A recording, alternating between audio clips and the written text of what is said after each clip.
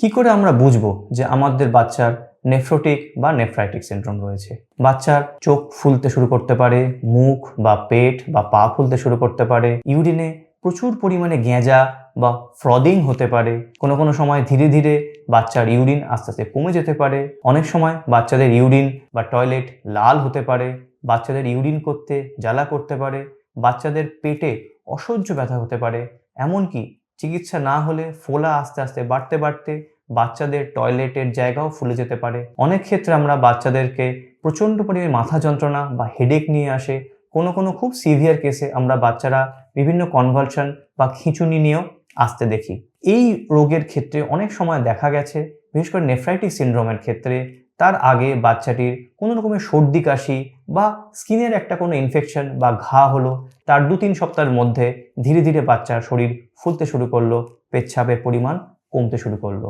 বা কোনো ফ্যামিলি হিস্ট্রিতে হতে পারে তার পরিবারের কারোর, এমনকি তার নিজের ভাই বোনেরও দেখা যেতে পারে যে এই ধরনের সিমিলার এপিসোডের হিস্ট্রি রয়েছে।